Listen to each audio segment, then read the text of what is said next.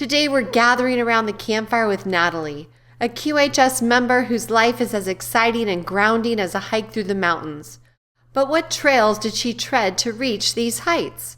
Let's trek into the wilderness and discover the adventures that led Natalie to where she is today.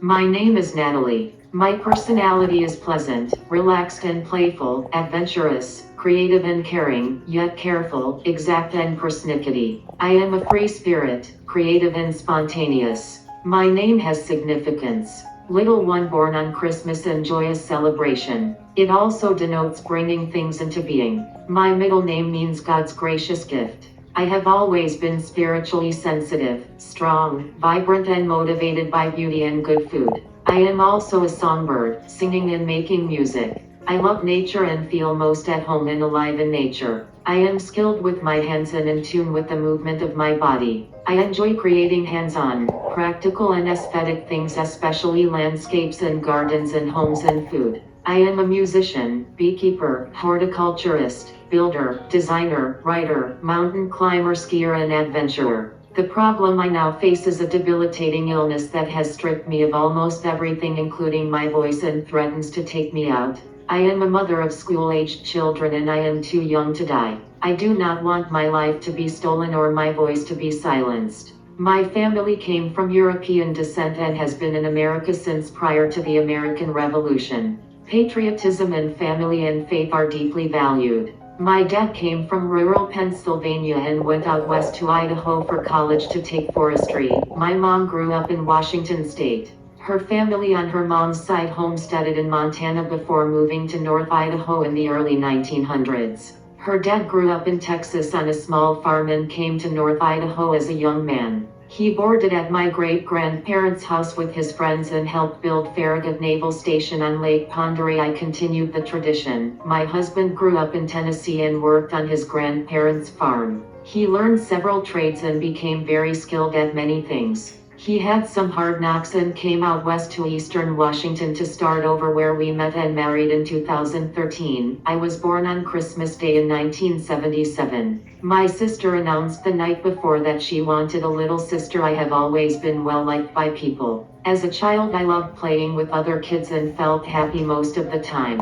I was very active, adventurous and athletic and a tomboy. I had a loving family and secure home, yet there was anger and perfectionism. I had to walk on eggshells with my dad and sister during adolescence, and thereafter I didn't really feel like I had a safe place outside of myself and became introverted and reclusive. For a while I couldn't share my thoughts, feelings or talents very well, and I had a hard time doing things if it wasn't perfect. But my family and I began the process of heart healing and learning truth inside instead of self-hatred and inner criticism. I enjoyed learning and exploring and experiencing different things and travel as a young adult. I took several trips to Europe with my mom and sister and aunt. We saw several countries where our heritage is from. I learned to play the cello and took advanced music classes and joined several orchestras and chorale groups and also dabbled in drama. I went to school for landscape design, horticulture, and carpentry, with other design classes as well, like floriculture, interior design, jewelry design, and welding. I wanted to learn to incorporate those things into a cohesive skill set and become a Renaissance type person. My career was not successful. I never flourished like I did in school or saw a good path forward.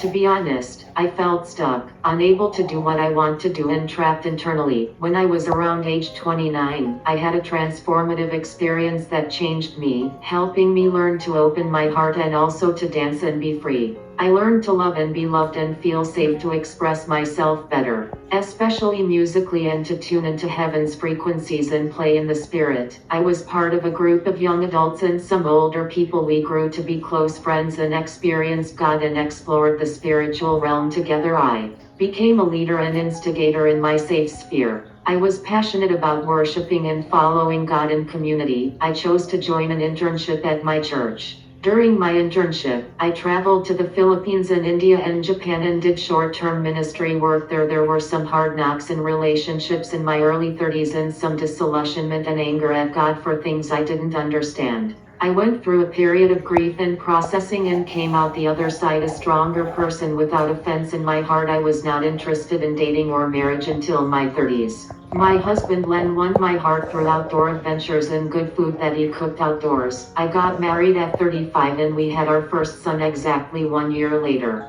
We have many life stressors the first year of our marriage, including buying a house and a car and new employment and pregnancy. When James was 1, my husband and I joined the ski patrol and enjoyed skiing together and helping people. Our second son Luke came along 3 years later. He had 3 ICU visits early on, due to virally induced bronchial inflammation. Despite that, he was a very active and challenging toddler. The season of babies and toddlers seemed to last forever. Just as I was finally coming out of that and looking forward to more freedom, COVID and my own personal health crisis struck in early 2020. I lost my voice and later in the year learned I had a motor neuron disease, specifically ALS. It came as a shock since I was strong, energetic and healthy. We took an epic family road trip in 2021 and saw friends, family and much of the US, and I did things that were on my bucket list such as hang gliding. Gradually my body began to lose strength and I lost all mobility and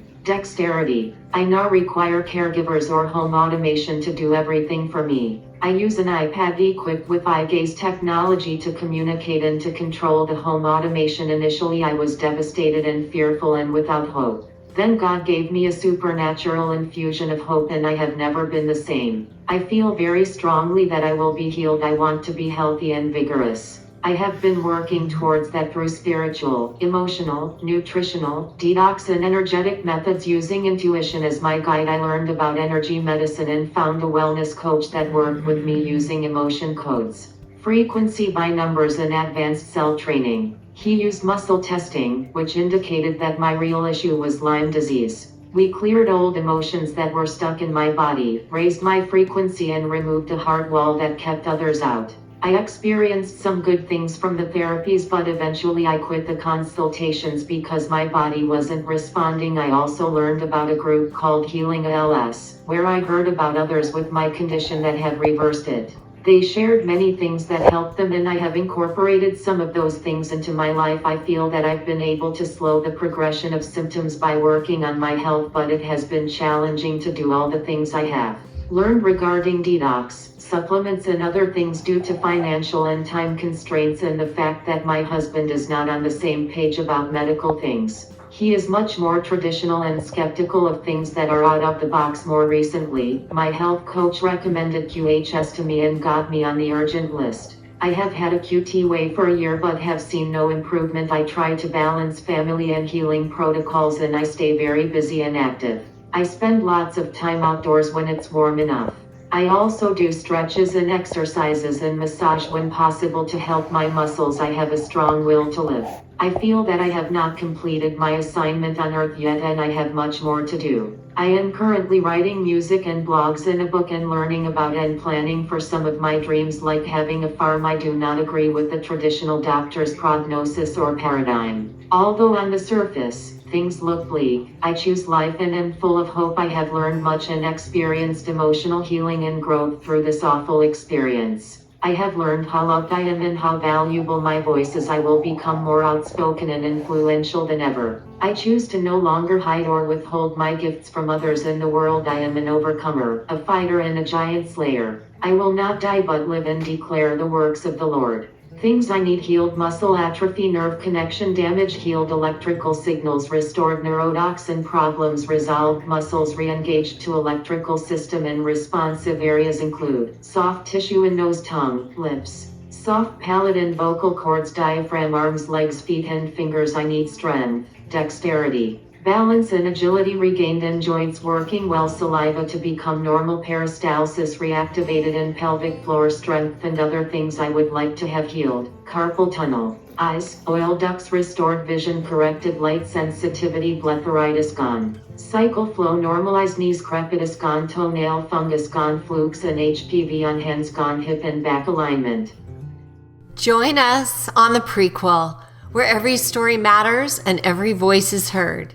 Because here at QHS, we're all about healing, learning, and growing together.